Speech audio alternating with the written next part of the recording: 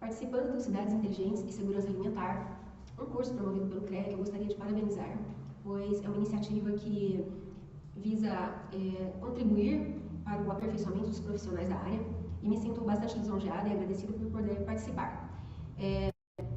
Nesse caso, no módulo 4, Segurança Alimentar, inovações para a produção sustentável de alimentos, abordando produção orgânica e sustentável de alimentos.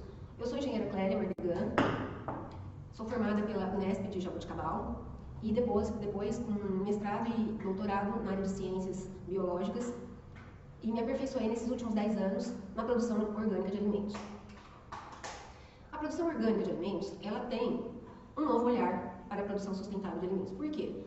A gente vai ver no decorrer da nossa conversa que o foco, né, é a produção de uma maneira bastante singular, bastante diferente da agricultura convencional. Então, sejam bem-vindos nessa aventura da produção orgânica. Aventura por quê? Porque, além de tudo, ela, segundo a Associação de Agricultura Orgânica, ela é um processo produtivo comprometido com a organicidade e sanidade da produção de alimentos. Mas ela visa também a saúde dos seres humanos. Não é uma produção simplesmente por produzir, por ter uma alta produtividade, por ter grande quantidade de alimentos, mas alimentos saudáveis, nutritivos. E para isso, segundo a Associação de Agricultura Orgânica, essa agricultura orgânica ela desenvolve tecnologias apropriadas à realidade local do solo, de topografia, clima, água, radiações e biodiversidade própria de cada contexto. Ou seja, a gente vai estudar a região. É uma agricultura cuidadosa com o meio ambiente, cuidadosa com a harmonia de todos esses elementos entre si e com os seres humanos. Por quê? A gente tem notícia, a gente sabe que a agricultura convencional, ela, após o advento da Revolução de 84, a década de 80, 84, né, a Revolução Verde, o advento de muitos compostos orgânicos que não são, absorvidos pelo ambiente, contaminaram muitas pessoas, né? Contribuíram não só para a contaminação de pessoas, mas do meio ambiente, da água, do ar e principalmente do solo. Então, a agricultura orgânica ela tem um novo olhar sobre esse aspecto.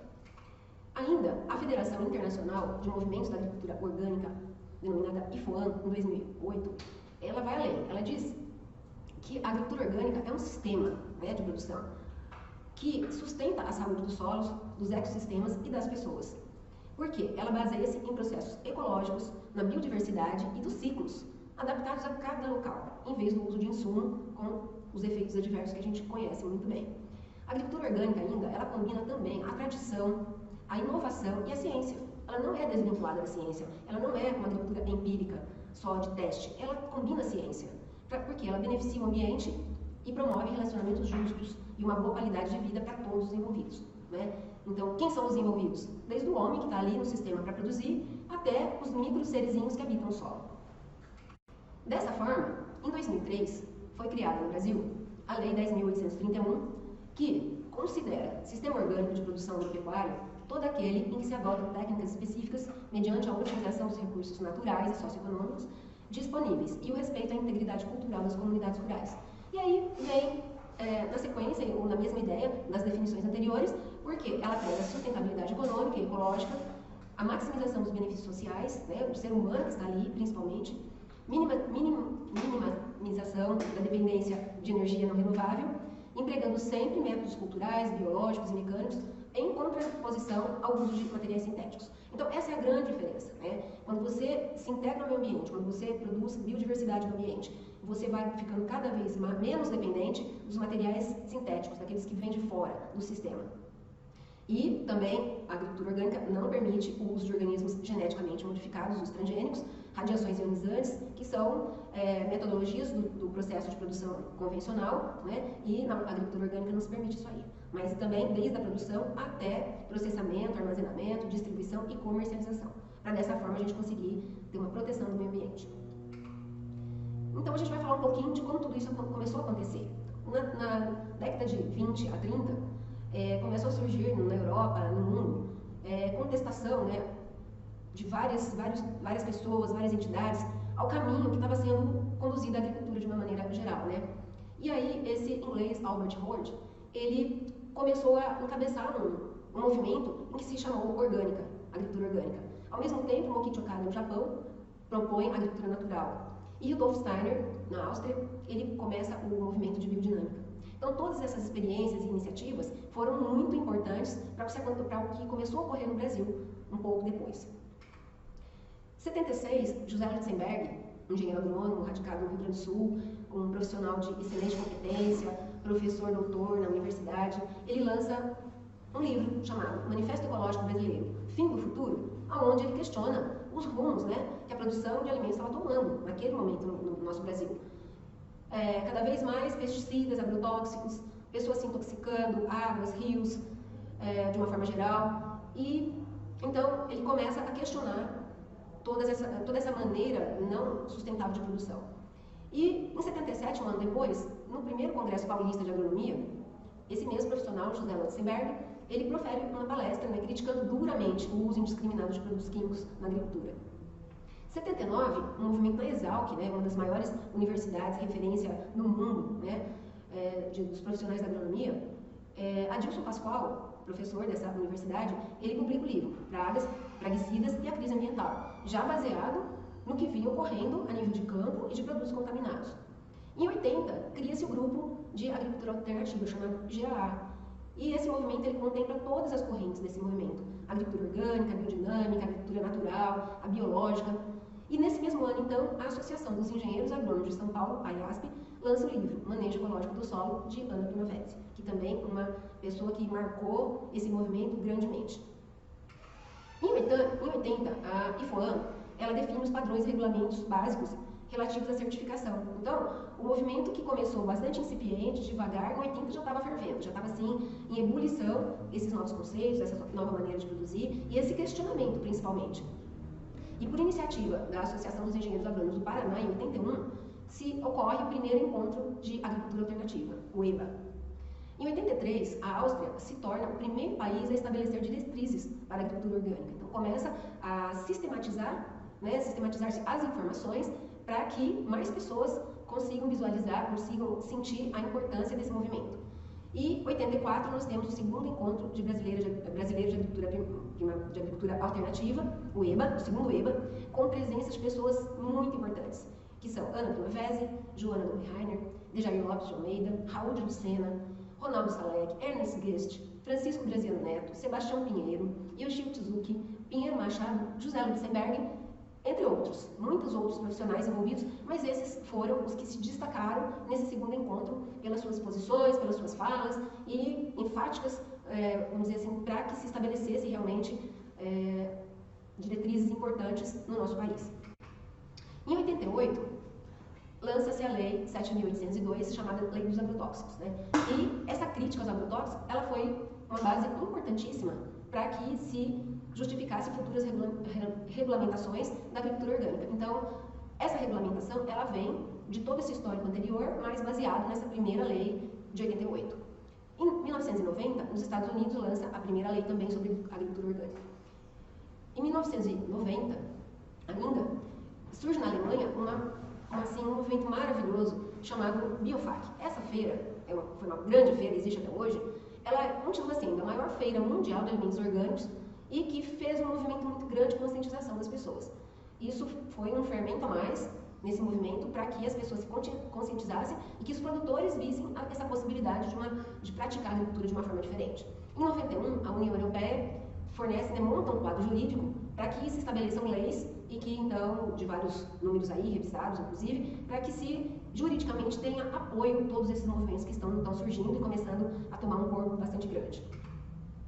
Em 95, o governo federal brasileiro ele institui um comitê chamado CNPO, Comitê Nacional de Produtos Orgânicos, e institui uma portaria que elabora e aprimora as normas para a agricultura orgânica a nível nacional, com composição paritária entre governo e ONGs, né, instituições e organizações não governamentais, que já atuavam nesse movimento.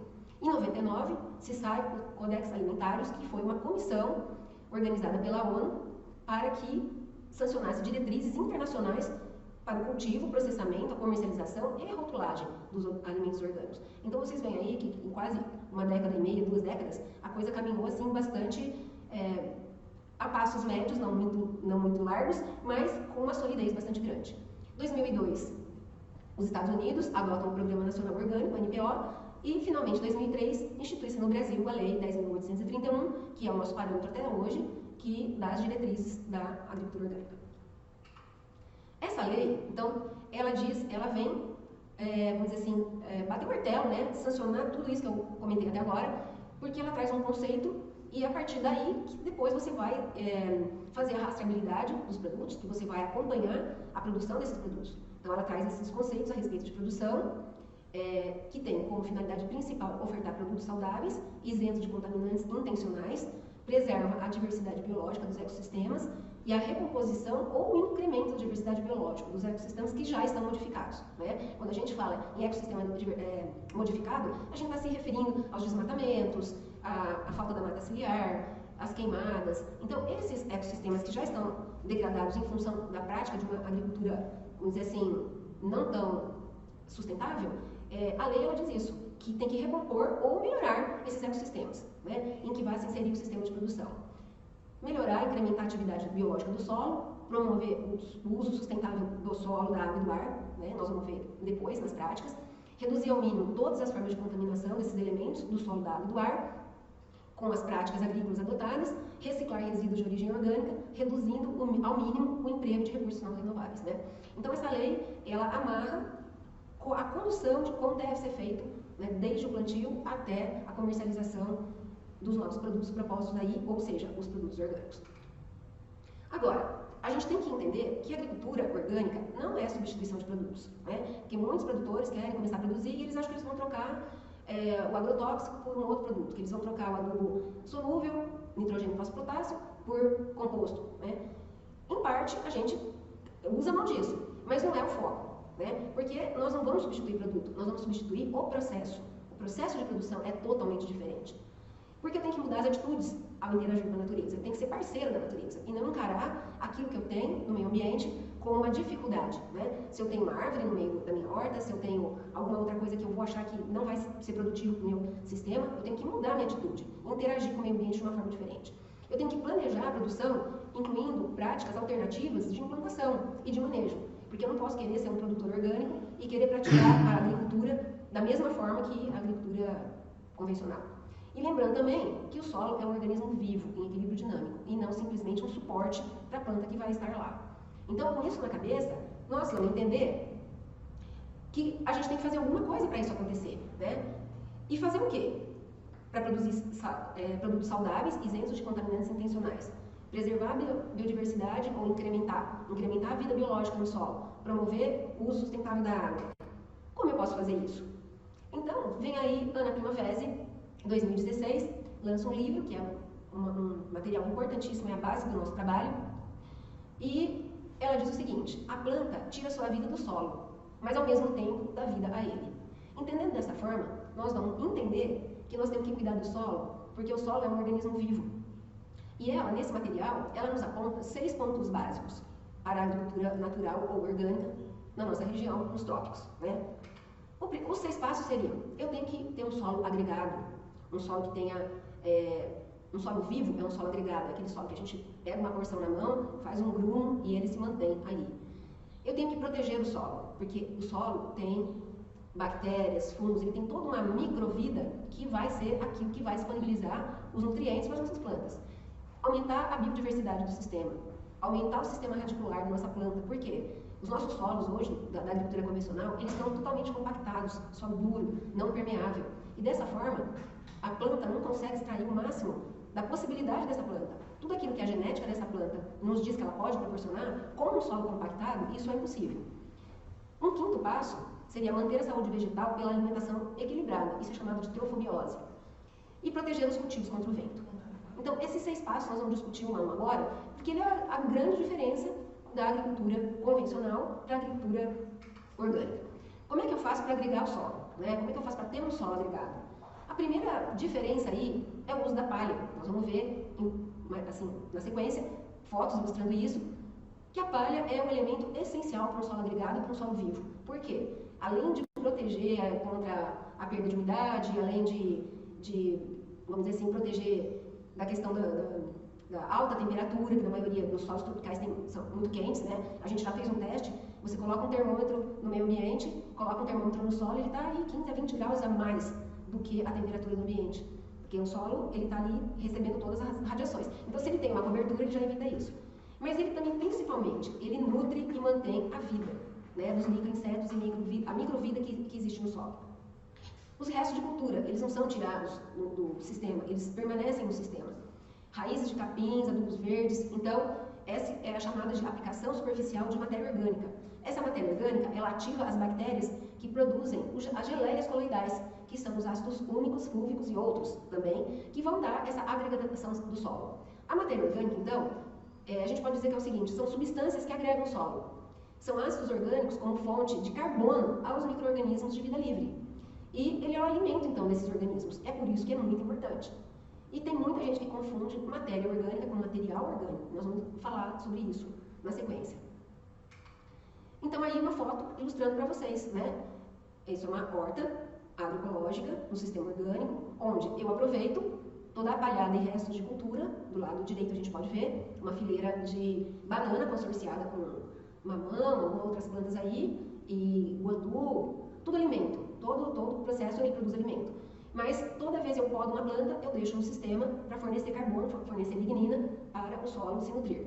E quando eu elaboro canteiros, esses canteiros obrigatoriamente têm que ter palha. Então aí na sequência a gente vê do lado direito, bem no centro dele eu vejo um canteiro recém-pronto, sem palha, um canteiro do lado direito coberto de palha e já transplantado algumas mudas, e um canteiro do lado esquerdo consorciado aí, alface, berinjela e couve, né, no mesmo canteiro, uma espacialidade, porque as plantas se complementam, né, o que eu consigo agregar nas raízes das plantas, das diferentes espécies de plantas, uma ajuda a outra. Esse é o sistema cooperativo, e não um sistema competitivo. Né? A agricultura convencional, ela diz que eu não posso ter nada perto um do outro porque vai faltar alimento e vai faltar água.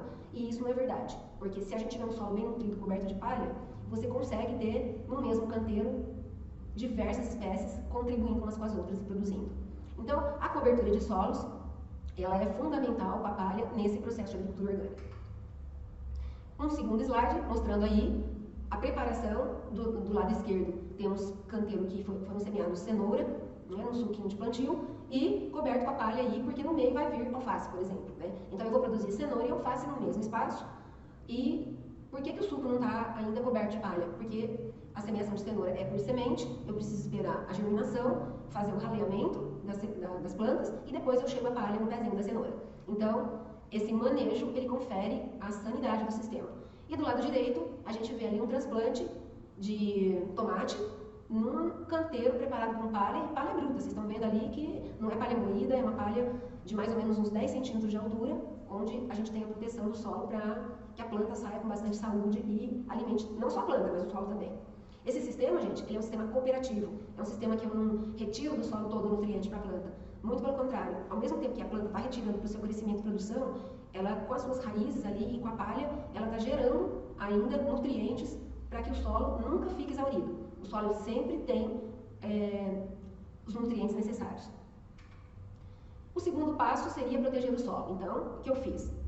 Então, a gente vai perceber aí que além da palha, que já, além de agregar, ela também protege o canteiro, eu posso usar uma outra técnica, que é o sistema de plantio mais adensado, porque eu tenho mais plantas por área, eu tenho menos incidência solar batendo ali naquele canteiro ou naquela área, e eu posso usar também o mulching, que são lonas plásticas, principalmente usada em morango, uma das culturas que se usa, mas eu posso usar essa alternativa no plantio.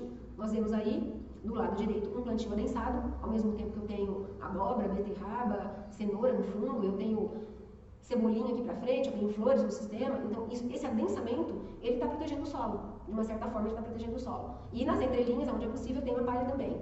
E do lado esquerdo eu vejo morango, cultura de morango, onde a gente usa o mulching, para que, além de proteger o solo, eu também controle aí as plantas que vêm, que são, vamos dizer, a gente não chama mais de erva daninha, a gente chama de erva espontânea, né? Porque não é daninho, a gente não encara o mato como erva daninha, a gente encara como um colaborador do sistema. Mas nesse caso do morango, ele controla essa planta espontânea que a gente não quer nesse canteiro. Um terceiro passo, aumentar a biodiversidade ou a diversidade da vida. Esse, então, é um item bastante controverso para a agricultura convencional. Por quê? Nós vamos ver que nós temos no sistema, o quanto mais formas de vida eu conseguir colocar nesse sistema, mais resiliência esse sistema vai ter. Ou seja, ele vai ser ele vai ter maior capacidade de resistir ao ataque de pragas, de doenças, de coisas inadequadas à nossa produção. Mas como que eu consigo inserir isso num sistema produtivo de muitas espécies? A primeira coisa seria a rotação de culturas, né? Quando eu faço um planejamento da minha área e eu vou alternando cultivos diferentes, famílias botânicas de culturas diferentes, eu estou trabalhando o solo, eu estou aumentando a biodiversidade do solo com essa interação de raízes, eu estou colocando palhada diferente nessas áreas e eu estou contribuindo para o aumento da biodiversidade dessa área. A adubação verde é uma segunda possibilidade, com espécies diferentes, por exemplo, o milheto, que é uma gramínea, mas eu tenho a crotalária, que é uma leguminosa, aveia preta, feijão porco, girassol, labilábio, cuna e aí vai. Né? O que eu tenho disponibilidade, o que é mais adequado para a minha região, eu faço a gente chama de uma muvuca, né? No sentido de que a gente junta várias espécies, faz essa semeação, a gente vai ver no slide depois, e isso ele está conferindo a biodiversidade de nutrientes na sua palhada e também no seu sistema radicular. Lembrando que as leguminosas, elas têm o trabalho da simbiose do nitrogênio, de captar o nitrogênio através da simbiose com as bactérias. Né? Então, vamos lá, porque a adubação verde é importantíssima também nesse sistema. Nas minhas áreas de pousio, nas minhas áreas pré-plantio, né? Então, quando eu tenho um descanso do solo, eu posso deixar a adubação verde e posso colocar deixar o mato vir. As duas formas são regenerativas de solo. Né? A gente não encara o mato como uma adversidade do sistema, a gente encara o mato como saúde do solo. E a gente pode notar que quando a gente deixa uma área em pousio por um tempo, vem uma diversidade grande de mato. E aí isso está mostrando a nossa sanidade. Né? Porque as plantas, o mato, ele é um bioindicador da saúde do nosso solo. Alguns, a Ana Prima Vez tem uma publicação onde ela fala sobre isso. Enxergar a sanidade do solo através do mato que está nele. Então, é muito interessante isso também. Eu posso manter o mato nas entrelinhas, fazer o manejo de mato, porque esse mato, ele além de ser nitrogênio, a hora que eu roço esse mato, eu podo esse mato, eu estou incorporando nutrientes no solo e ainda estou protegendo e aumentando a biodiversidade. E as flores no sistema, né? A gente deve sempre estar pensando em flores que são atrativos de insetos polinizadores e também áreas de refúgio, que é onde vão estar alojados os nossos inimigos naturais, que vão estar nas hortas, nos sistemas como um todo, e vão nos ajudar no controle aos nossos insetos praga. Aí então, ilustrando a rotação de culturas, eu tenho bem lá à esquerda uma faixa com milho, depois eu tenho uma faixa com quiabo, olha a sanidade desse quiabo, e depois eu tenho um canteiro com palha e com alface. Então, provavelmente depois de sair essa cultura, a gente faz uma inversão dessas culturas, explorando, porque, pensa aqui comigo, vamos raciocinar. O sistema radicular de alface, ele vai pegar uma determinada profundidade, 10 centímetros, 12 centímetros. O sistema radicular do milho, ele é muito mais profundo, e do quiabo, mais ainda. Então, eu estou escarificando meu solo quando eu faço isso, eu estou trazendo bactérias diferentes das áreas, nessa rotação, eu estou proporcionando que a diversidade de formas de vida estejam circulando no meu sistema, não só na parte aérea, mas principalmente naquele pedacinho que a gente não enxerga, que é debaixo da terra. A adubação verde, olha o sistema, eu consigo enxergar e mostrar para vocês o milheto, girassol, a crotalária e o feijão de porco, que é rasteiro, que a gente não enxerga na foto. Mas isso foi uma adubação verde realizada. No início de florescimento, a gente roça isso daí, roça todo isso daí bem baixinho, né? Reduz ao nível bem baixinho, isso é palha, e o sistema radicular trabalhou esse solo aí. Isso aí foi uma área de conversão, uma área do sítio Santa Gertrudes, onde ficou em pousio durante 2 anos para poder passar do sistema convencional para o sistema orgânico. Já era uma área que não vinha sendo trabalhada há muito tempo, já estava lá só com mato, então por isso a transição foi mais curta. E fizemos a adubação verde por 2 ciclos e não precisamos jogar nem calcário nessa área. Né? Essa área tinha, após esse manejo, foi feita uma análise de solo e ele estava totalmente equilibrado para as culturas que iam ser implantadas aí, em relação à matéria orgânica, em relação a carbono, em relação a pH, estava excelente. Então a gente economiza, a gente faz o manejo de uma forma muito mais sustentável e otimizando a vida do sistema todo. E aí mostrando para vocês que o adubo verde, né, que foi a foto anterior, como que ela trabalha no sistema do solo. Então eu posso fazer adubo verde com gramíneas e com leguminosas. Por quê? De qualquer forma, eu vou ter todo esse movimento NPK no solo, com alguns micronutrientes, cálcio, boro, enxofre, magnésio, né, que estão, vamos dizer assim, circulando nessa camada de até 30 centímetros de profundidade. E é o que eu falei para vocês, as leguminosas ainda têm a condição de fazer a fixação biológica do nitrogênio atmosférico, né? Então ela fixa através das rizobacters e por isso então que quando eu vou fazer uma adubação verde, eu consorcio gramínea com leguminosa, porque existe talvez um pensamento aí que diz que a adubação verde é só com leguminosa. Quando eu junto a gramínea, eu estou aumentando a minha relação carbono-nitrogênio ou relação CN do solo, ao mesmo tempo que quando eu jogo quando incluo sementes leguminosas, eu estou fazendo a fixação biológica do nitrogênio. Então, é uma coisa mágica que acontece. Com as próprias plantas, eu estou mantendo a vida biológica do solo, eu estou adubando meu solo, corrigindo o pH, fixando o nitrogênio e fazendo essa circulação entre os macronutrientes e alguns micronutrientes também. As flores no sistema sempre tem que ter flores diversas, flores que estão por ali, flores das culturas mesmo, sempre a gente larga um pouquinho da alface que não vendeu, larga lá no cantinho uma, duas alfaces, elas vão dar flor, a rúcula vem com a flor, flores que eu implanto, os cosmos, o margaridão, são flores que vão atrair a diversidade dos polinizadores. E até a mamandava, que é um inseto polinizador do maracujá, que anda sumido ultimamente do sistema, ele volta, né? A joaninha volta, a joaninha é um inseto que é um excelente inimigo natural, ela volta, o crisopídeo volta, então a gente tem um sistema, a gente diz que é o seguinte, precisa conversar com o sistema todo dia e saber enxergar isso aí. Por isso é vida, porque você participa do sistema ativamente, enxergando o que está acontecendo e não tendo uma receita pronta, né? Hoje, essa semana vai pôr nitrogênio, essa semana vai pulverizar com... Não é assim que funciona. O que funciona é o olhar, o cuidado, o conversar com a sua área e você saber a necessidade que tem que ser executada ali. Então é um planejamento que a gente vai ajustando toda semana. Olha aí, a erva doce, ela é incluída no sistema, porque ela é excelente atrativo da joaninha. A joaninha ela adora o néctar dessa planta, e quando ela está sumida do sistema, a gente planta essa espécie, que não é para ser colhida, não. É simplesmente para trazer o polinizador que a gente precisa ali. Ou seja, eu estou trabalhando com vida, eu não estou trabalhando com produto químico. É muito diferente. E olha lá no pezinho da erva doce, que não é uma espécie plantada para produção, mas ela também tem palha. Então, o sistema todo tem palha, tem flores, tem biodiversidade. Mais flores, mostrando aí alguns cantinhos, né, onde a gente faz as áreas de refúgio, sempre com flores. E mostrando aí à direita, que é essa margarida chamada de cosmos, e ela é excelente para apis, que faz a polinização, importantíssima para a polinização da maioria das nossas culturas. Bom, o sexto passo é aumentar o sistema radicular. Por quê? Se eu tenho um sistema radicular maior, eu tenho uma planta mais forte que vai se nutrir melhor, vai produzir melhor.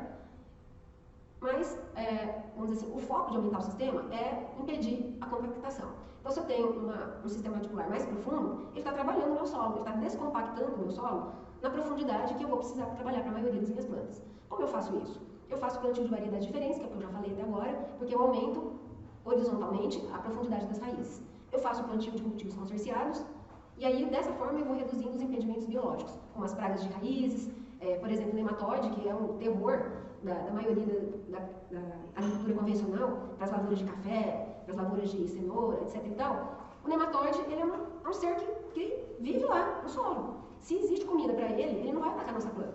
Então, quando eu faço esse desimpedimento físico do solo, através da descompactação pelo aumento do sistema radicular, eu estou também favorecendo a vida de todos os seres que habitam esse microcosmos de insetos e bactérias e fungos do solo, diversificando, aumentando a minha possibilidade de uma nutrição natural e um menor ataque de pragas nas minhas culturas.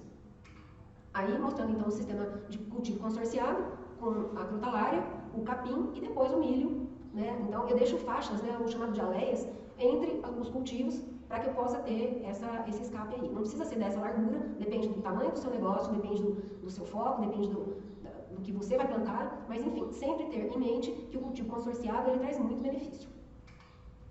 Bom, agora vem o quinto passo, manter a saúde vegetal pela alimentação equilibrada, chamada de trofobiose. Polito, em 2006, esse material está na referência de literatura, ele fez um estudo em que ele viu que, aliás, voltando um pouquinho, essa frase, solo sadio, planta sadia, homem sadio, é de Ana Primavera, né? Que é vamos dizer assim, a frase da vida dela. Porque não tem como você ter uma planta sadia se o seu solo não está sadio. E não tem como ter um homem sadio se a sua planta não está sadia. Por mais alimento bacana que você tenha no seu prato, por mais colorido, né, que as nutricionistas pedem para a gente comer colorido, que a gente faça o nosso prato Mas se tiver um alimento com resíduo de agrotóxico, eu já não vou estar me alimentando adequadamente, porque eu vou ter moléculas que não vão fazer bem, moléculas de agrotóxicos nesse alimento não vão fazer bem para a minha saúde.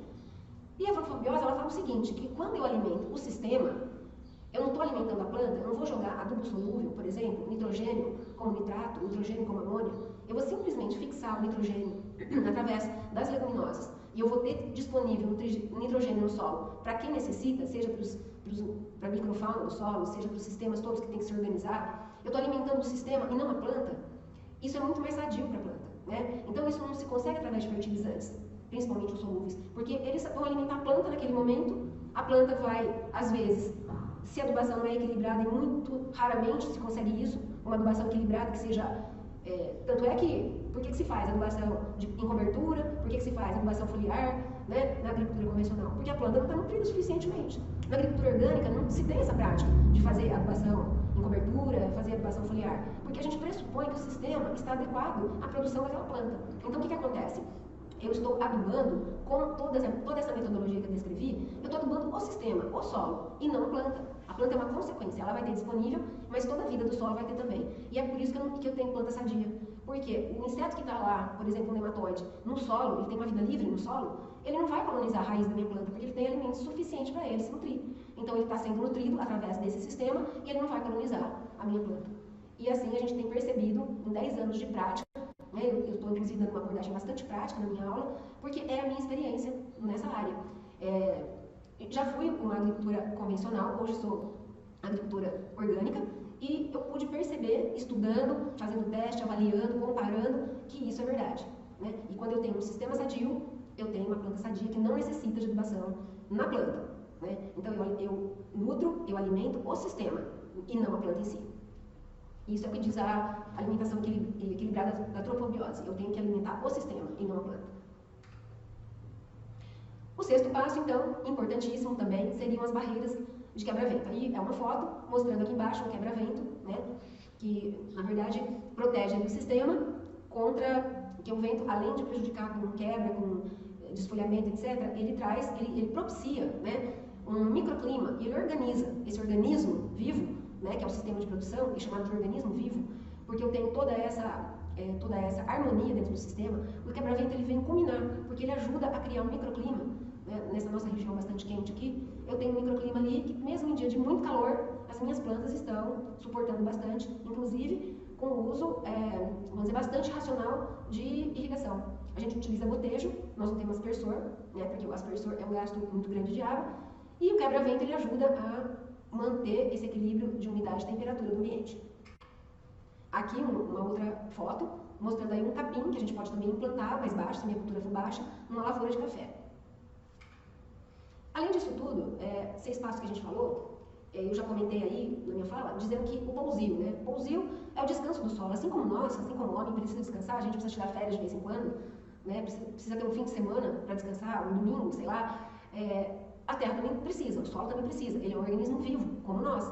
Então, o pousio é deixar vir o mato, é deixar um adubo verde nele lá por um tempo, porque ele vai fazer uma restauração da vida, né? Ele vai não ter aquela obrigação, né? O sistema entende que ele não está obrigado a produzir nada que requeira muita adubação, que requeira, vamos dizer assim, uma sofisticação nessa retirada de nutrientes, e vai descansar. E quando ele descansa, ele repõe toda essa vida de bactérias, de fungos e todo esse microcosmos aí de vida do solo e na parte aérea também. E o solo saudável, então, resumindo, seria um solo que é agregado, ele forma grumos, ele não tem compactação, não tem erosão, não possui resíduo de agrotóxico, tem nutrientes em equilíbrio e produz, então, produtos de alto valor biológico, né? Precisaria aí a pesquisa enfatizar trabalhos que comprovem isso. Já tem alguma coisa, mas que um alimento orgânico ele tem um valor biológico muito maior do que um alimento convencional. E isso vai resultar na melhor ou na maior saúde do ser humano que consome esse alimento. Mostrando aí, então, um solo grumoso, um solo plantio recoberto com palha, um sistema biodiverso, que é como que a gente apregou, pressupõe e tenta motivar mais produtores a aderirem a esse processo. A produção de colheitas boas, então, teria que ter essa água disponível, é o que eu disse para vocês. A gente usa água muito racionalmente, a água externa, né, sem ser água de chuva.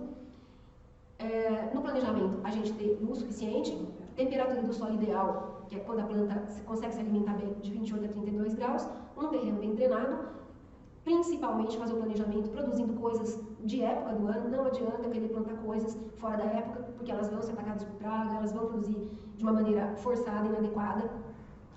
Isso o mercado não é assim. Eu sei que o produtor tem que produzir para o mercado, mas devagar a gente vai conscientizando também as pessoas de que é melhor consumir um alimento produzido que se dá melhor na época, e você vai ter um alimento mais bem equacionado. E aí, finalizando, seria a dedicação que eu tenho que ter, a atenção e observação. Eu disse que sistema orgânico é ali na observação, é conversando com o seu sistema, se você não pode todo dia, mas frequentemente, para você tomar atitudes de manejo e para você ter boas colheitas. Então, cultivando com a agroecologia é dentro de uma lógica com a natureza. É um novo equilíbrio entre o homem e a natureza. É uma agricultura interativa com a natureza, né? E produz alimentos mais nutritivos e saudáveis. Aí, algumas fotos ilustrando, vocês veem que é possível produzir altas colheitas, produtos altamente bonitos, sem praga nem doença, sem nenhum adubo solúvel, sem nenhum agrotóxico, apenas com manejo, observação e cuidado e carinho. Essa abobrinha, que é difícil de produzir, a gente conseguiu produzir no sistema, olha a palha. Os morangos, que é um produto altamente, que utiliza muito agrotóxico, né? Então, hoje em dia, toda mãe conscienciosa não dá um morango desses convencionais, porque tem muito resíduo de agrotóxico, e a gente tem percebido que realmente as crianças têm consumido bastante o morango orgânico, e olha a qualidade desse morango, gente, sem um adubo solúvel, sem um agrotóxico de controle. Isso é para mostrar que é possível. Assim como a gente tem uns raspadinhos na berinjela, que é totalmente possível de ser vendido, por quê? Isso não tem nenhum problema, não afetou o fruto, afetou só a casca. Então, é mostrar para o consumidor que os produtos, sim, são bonitos. Eles são tão mais bonitos que os produtos da agricultura convencional. Mas se tiver um raspadinho, uma folhinha assim, uma folhinha assado, isso faz parte. A natureza é assim, né? Nem é tudo que é perfeito na natureza. E isso é perfeitamente possível de ser comido. Aí, mostrando para vocês que a interação com os animais, né? Esses são os pássaros que vão lá quando a gente faz o manejo do solo, eles estão lá comendo as minhoquinhas e são indicadores, né, de que o nosso ambiente está ótimo, porque eles moram por ali. As abelhas, que eu já mostrei, e o sistema, ele é muito bonito porque ele é vida em abundância, tem para todo mundo. Finalizando aí, Ana Primavera diz que o homem somente terá saúde se os alimentos possuírem energia vital, que os alimentos somente possuem energia vital se as plantas forem saudáveis. E as plantas somente serão saudáveis se o solo for saudável, né? Que é aquela resumidinha que eu já passei para vocês. É nisso que a gente se baseia, é nisso que a gente introduz os nossos sistemas, e é assim que a gente consegue produzir alimentos que vocês viram em fotos aí, tão bonitos ou mais que os alimentos da agricultura convencional. E para finalizar, eu lanço um desafio, porque eu sei que vocês vão ter que fazer aí um trabalhinho, vocês vão ter que pensar em alguma coisa. Do meu ponto de vista, no campo, uma das dificuldades seria a mão de obra, porque vocês viram que ao mesmo tempo que a gente não usa insumo, praticamente, a gente faz nossos insumos. Então, cortar a palha, introduzir a palha, fazer o manejo, etc e tal, é bem difícil hoje. A gente tem essa limitação hoje bastante grande. Um desafio, parcerias e o custo. Por que o alimento orgânico é mais caro?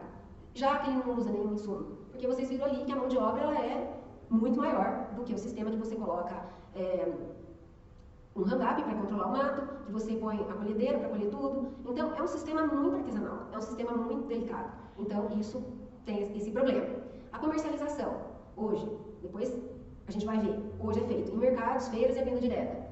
Como é que a gente poderia, né, pensar em conversar com a população, de estar fazendo isso, interagindo melhor com os produtores? Existe alguma coisa que pudesse trabalhar na comercialização? Porque a comercialização é um dos itens caros do produto no final. Existe alguma coisa que a gente pudesse fazer que facilitasse esse alimento bom chegar na mão do consumidor de uma forma mais barata? Né? Por quê? Qual que é a ideia? É a disponibilidade de alimentos para todo mundo. Né? O orgânico, ele tem que parar de ser mais caro, ele tem que parar de ser uma elite que possa adquirir, ele tem que ser para todos. Como que a gente pode incentivar isso? Através de horta comunitária, através de horta doméstica, prefeitura? Como que a gente poderia pensar em uma parceria, em alguma coisa aí, de estar tentando facilitar, motivar, ensinar as pessoas a trabalhar, né, a ver essa produção de alimentos de uma outra forma? Então, fica aqui para vocês pensarem, são os desafios, podem ter outros aí, talvez, que surjam na nossa aula ao vivo, lá na nossa aula síncrona, a gente vai ter a oportunidade de discutir, mas fica aí, do meu ponto de vista, algumas coisas que precisam de, vamos dizer, de pensar um pouquinho mais de cuidado. Então é isso, eu agradeço a atenção e espero que tenha ficado uma sementinha de um novo olhar da produção. principalmente para os engenheiros agrônomos que estão assistindo a esse curso. Obrigada.